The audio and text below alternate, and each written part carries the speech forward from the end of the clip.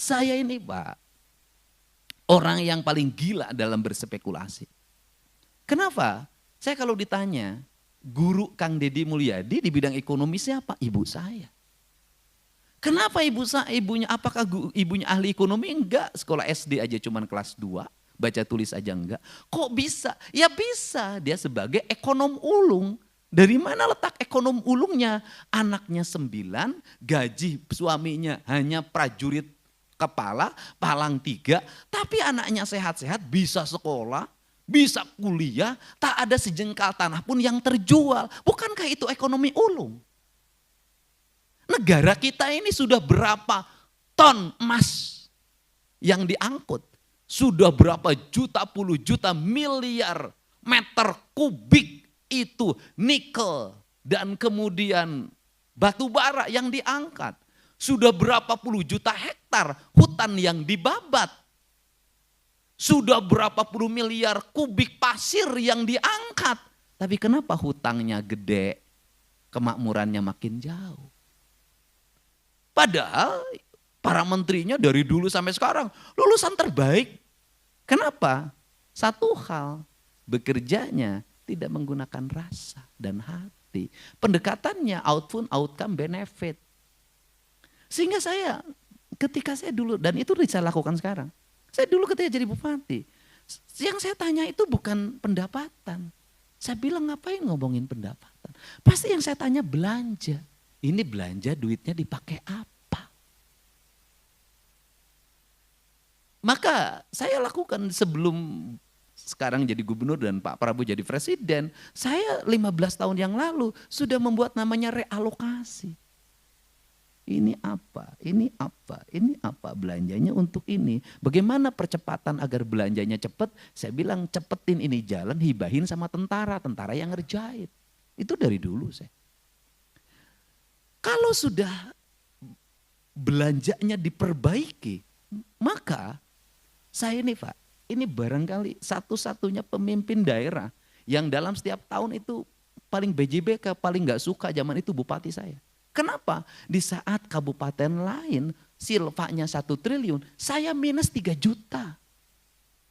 Dan saya analisis betul tiap hari. HP saya itu lihat, hari ini berapa belanjanya, hari ini berapa uang masuk. Saya tuh kalau nyusun APBD Pak, begini, saya bilang berapa jumlah anggaran pembangunannya, 600 miliar Pak. Oke, penurunan tender berapa? Rata-rata 10%. Oke, berarti 60 miliar masuk lagi pendapatan. Nggak boleh lagi ini uang yang silva ini masuk ke tahun depan. Kenapa? Rakyat sudah bayar pajak sekarang. Tahun ini harus muter lagi, harus muter lagi. Itu yang saya lakukan sehingga cepat. Nah, saya katakan ketika rakyat sudah bayar pajak, maka kita tidak boleh lama-lama nyimpen uang di tempat lain atau di bank. Suruh muter terus, nggak boleh berhenti. Kenapa? Ini siklus. Mata rantai ekonomi yang tidak boleh berhenti. Ketika berhenti ada orang yang tidak bekerja. Ketika berhenti ada orang yang tidak makan. Karena berhentinya siklus ekonomi ini melahirkan kemandegan ekonomi, kelesuan. Maka duit harus muter, nggak boleh diam. Dia harus muter karena tugas uang itu berputar, bukan diam. Nah, saya membuat kebijakan itu. Nah, kemudian ini yang harus dilakukan oleh BJB. Tapi apa? Harus ada analisis. Analisis yang tertinggi dalam hidup kita ini apa? Rasa dan keteguhan. Keteguhan. Apa keteguhan? Sikap konsistensi kita, istiqomah kita dalam sebuah keputusan. Nah ini, dan kemudian nggak akan ada orang kayak saya itu sebenarnya. Saya kalau menyusun APBD yang sekarang belum berani, nanti saya bikin itu. Sekarang tuh kemarin saya bikin minus 1 triliun, masih begini. Saya itu dulu bikin minus Pak. Kalau saya nyusun APBD, pendapatan asli berdasarkan analisis Kepala Badan Keuangan itu 1,2 triliun, maka saya menyusun 1,8 triliun, sudah real.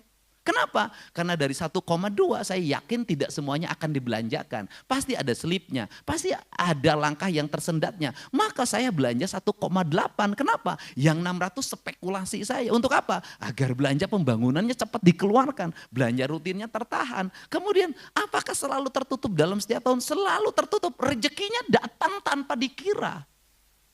Ini penting. Nah, Bagaimana agar rezeki datang tidak terkira? Maka belanjanya harus menjadi doanya orang lain.